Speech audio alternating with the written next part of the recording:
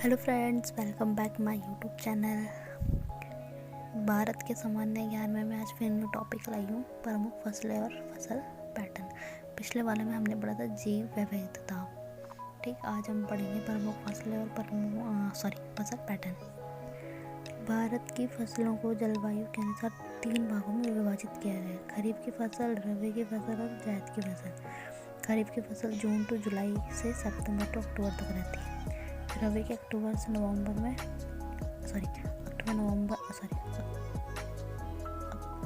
नवंबर से मार्च अप्रैल तक, और ये रहती है सेंटर में, यानी कि जब बारिश वगैरह का मौसम रहता है। उपभोग के आधार पर विभाजन: खनन फसलें, बागवानी, नकदी, रेशेदार। खाद्यान्न फसल आती है चावल, गेहूँ, बाजरा, ज्वार, मक्का, दालें। बागान फसल आती है चाय, कहवा, तंबाकू। नकदी फसल में आती है गन्ना, तिलहन, सोयाबीन, राई, सरसों एक्सेट्रा। रेशेदार में आती है कपास, जूट। भारत की प्रमुख फसलों का विस्तार विवरण भारत के भूगोल भाग में दिया गया है। भारत में जो फसल प्रणाली और फसल के प्रतिरूप भी अलग अलग हैं। देखो, फसल प्रणाली में देखो वर्षों की अवधि में किसी विशेष कृषि क्षेत्र में उपयोग की जाने वाली फसलें फसल क्रम और प्रबंध तकनीकी कहलाती हैं। ये स्टेप चलती है फसल प्रणाली ये स्टेप है चलती है पहले फसल प्रणाली, फिर फसल प्रतिरूप, प्रबंध। सभी संसाधनों जैसे भूमि, जल और सौर विविधीकरण का कुशल उपयोग करते उत्पादन में स्थिरता बनाए रखना और उच्च शुद्ध प्रतिफल प्राप्त करना है। फसल क्रम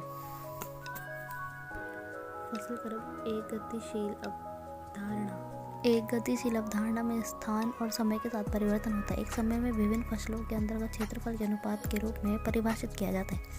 वर्षा, जल, वायु, तापमान, मिट्टी के प्रकार और प्रौद्योगिक द्वारा निर्धारित किया गया है। एक समय में यह विभिन्न फसलों के अंतर्गत क्षेत्रफल के अनुपात में रूप में परिभाषित किया जाता है। किसी दिए गए क्षेत्र पर बुवाई और प्रति का वार्षिक क्रम और स्थानिक व्यवस्था भी की जाती है। देखिए, फसल क्रम के प्रकार। पहला है बहुफसली। देखो, एक ही जमीन पर एक ही साल में एक से ज़्यादा फसल उगाना कृषि या उत्पादन बढ़ाने का एक तरीका है। ये मिट्टी की उर्वरता को फिर से जीवित करने में मदद करता है। दूसरा है अंतर फसल। एक ही खेत में 2 या 2 से अधिक फसल उगाना। बहुस्तरीय फसल, ये अलग अलग ऊंचाई, जड़ प्रणाली और फसल अवधि वाली फसलों के एक साथ बोया जाता है। इस प्रणाली में जमीन से पहले ऐसी फसल बोई जाती है जो अंदर उगती है। इसके बाद उसी जमीन में सब्जियां, फूलदार पौधे, छायादार इत्यादि लगाए जाते हैं। मिश्रित फसल, एक निश्चित रूप या अनुपात के बिना एक ही भूमि पर एक साथ 2 या 2 से अधिक फसल लगाना। आमतौर पर भारत में शुष्क क्षेत्रों में ऐसा अभ्यास किया जाता है। एक प्रकार की निर्वाह खेती, कुछ फसल खराब होने के जोखिम को कम करता है और किसानों की भोजन और चारे की आवश्यकता को पूरा करता है। नेक्स्ट हम बात करते हैं क्रमवार फसल। देखो, किसी खेत में क्रमवार पूर्वक नियोजित कार्यक्रम से अलग अलग फसलें उगाने की प्रक्रिया को फसल चक्र कहते हैं। फसल चक्र अलग अलग टाइप की, ये कोई अंतर फसल प्रतिस्पर्धी नहीं होता है। इसमें मक्का की कटाई के बाद आलू बोया जाता है और उसके बाद मिर्ची की खेती की जाती है। वैसे इसमें एक और खेती थी, रतून खेती। मैंने इसके बारे में लिखा नहीं है। देखो, रतून खेती क्रमवार खेती का ही प्रणाली है। यहाँ ताज़ी फसल के निचले हिस्से से उगाई जाती है, जो कटाई के बाद छोड़ दी जाती है। फिर दोबारा फसल की रोपाई नहीं की जाती। इसमें जो होता है, इसका जो मैं अगर आपको मेन एग्जाम्पल दूँ तो वो है गन्ना। फिर इसमें 2 फसलें और भी हैं, जो रिले क्रॉपिंग। इसमें प्रत्येक फसल के जीवन चक्र के दौरान एक साथ 2 या 2 से अधिक फसलें उगाई जाती हैं। दूसरी फसल पहली फसल के विकास के अपने प्रजनन चरण तक पहुंचने के बाद और फसल की कटने से पहले लगाई जाती है। इसका अगर मैं एग्जांपल दूँ तो मक्का की कटाई के बाद आलू बोया जाता है। दूसरा है मोनोक्रॉपिंग। ये भूमि पर बड़ी मात्रा में फसल उगाना होता है। ये किसानों को पैसा कमाने का बहुत ही किफ़ायती तरीका माना जाता है। ठीक, नेक्स्ट हम पढ़ेंगे कृषि प्रणाली। पहले हम पढ़ेंगे अर्थव्यवस्था के आधार पर। पहले आती है आदिम जीविका कृषि। आदिम औजारों और पारिवारिक समुदाय श्रम द्वारा छोटी भूमि पर कृषि करते हैं। उगाए जाने वाले फसलों के लिए यहाँ पे जो मानसूनी मिट्टी, प्रकृति उर्वरता और पर्यावरण, जो उसकी क्या बोलते हैं, इसके माहौल पे यानी कि इसकी परिस्थिति पर निर्भर करता है। दूसरा है गहन जीविका। ये एक प्रधान खेती है जहाँ उच्च उत्पादन प्राप्त करने के लिए जैव रासायनिक यानी कि जो केमिकल्स होते हैं तत्वों की उच्च ऊंचाई का उपयोग किया जाता है। दूसरा है वाणिज्यिक खेती। यहाँ व्यापारिक उद्देश्य के लिए फसलें उगाना, इसे जमीन, श्रम और मशीनों द्वारा इस्तेमाल किया जाता है। रोपण एक प्रकार की व्यावसायिक खेती जिसमें एक ही फसल बड़े क्षेत्र में उगाई जाती है। जैसे तुम चावल ले लो, गेहूँ ले लो, ये बड़े पैमाने पे हम उगा सकते हैं। ऐसे काफ़ी सारी फसलें हैं। अब हम बात करेंगे भारत की महत्वपूर्ण फसलें। देखो, सबसे पहले हम प्रमुख खाद्यान्नों फसलों में से करेंगे चावल की बात। मैं आपको दिखाती हूँ चावल, मैप के थ्रू दिखाती हूँ चावल उत्पादक क्षेत्र कितना है।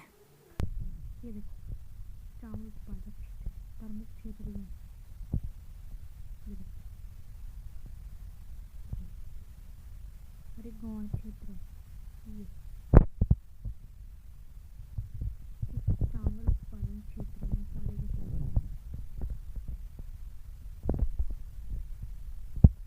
भारत में जो चावल है उसका उत्पादन 21.6 सेंटीमीटर के दायरे में किया जाता है। सबसे पहले चीन आता है, विश्व में चीन आता है, दूसरे नंबर पे भारत आता है। इसके लिए जो हमें टेम्परेचर चाहिए होता है वो होता है 22 से 32 डिग्री सेल्सियस, और इसके लिए जो हमें बारिश चाहिए होती है वो चाहिए हमें 100 से 200 सेंटीमीटर बहुत है। ये मेन होता है पश्चिम बंगाल, पंजाब, उत्तर प्रदेश और आंध्र प्रदेश और बिहार में।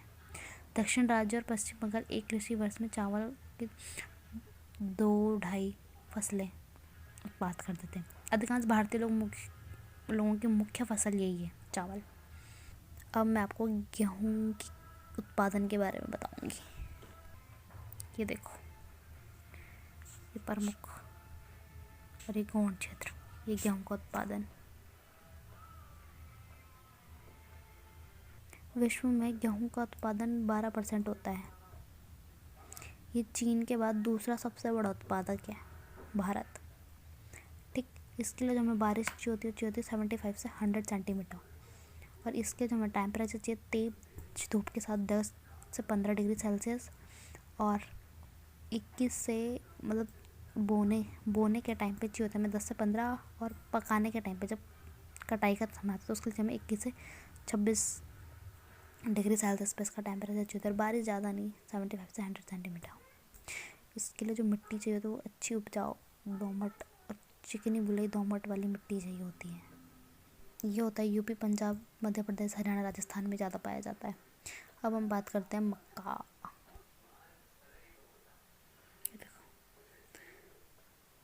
उत्तर प्रदेश, मध्य प्रदेश, महाराष्ट्र, तेलंगाना, कर्नाटक, तमिलनाडु, आंध्र प्रदेश, बिहार।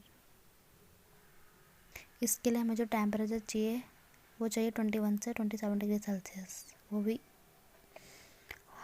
बहुत ज़्यादा बारिश के साथ। इसके लिए पुरानी जलोढ़ मिट्टी चाहिए होती है। कर्नाटक, महाराष्ट्र, अभी मैंने आपको बताया। इसमें भारत में दुनिया भर में 7वां सबसे बड़ा उत्पादक है। अब हम बात करते हैं दालें। दालें तो मोस्टली गाइस सभी खाते हैं। देखो कहाँ कहाँ होती है, Jammu Kashmir, Himachal, Punjab, Haryana, Uttarakhand, Delhi, mostly all total state में 20 से 35 लाख टन 2010 से 11 में हुई थी। ये राजस्थान, उत्तर प्रदेश, मध्य प्रदेश, महाराष्ट्र, इन एरिया में 10 से 20 लाख टन हुई थी। ये देखो, सॉरी, गोवा, कर्नाटक और आंध्र प्रदेश में, और 10 लाख टन हुई थी ये उड़ीसा, छत्तीसगढ़, गुजरात, पंजाब, बिहार। ठीक है।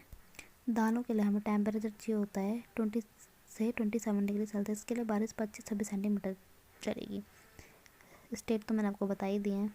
इसकी जो नकदी फसलें, अब हम बात करते हैं नकदी फसलों के बारे में। देखो, कपास, जूट, गन्ना, तंबाकू और तिलहन फसलें, मूंगफली, तिल, सरसों, अलसी, सोयाबीन, सूरजमुखी ऐसी रोपण की फसलें हैं जिसमें चाय, कॉफ़ी, रबर, सुपारी, नारियल, मसाले etcetera. Okay friends, bye bye. आज का हमारा टॉपिक यही कंप्लीट होता है। अगर आपको मेरी नोट सीरीज़ अच्छी लगे तो please like, share and subscribe my channel. Bye bye.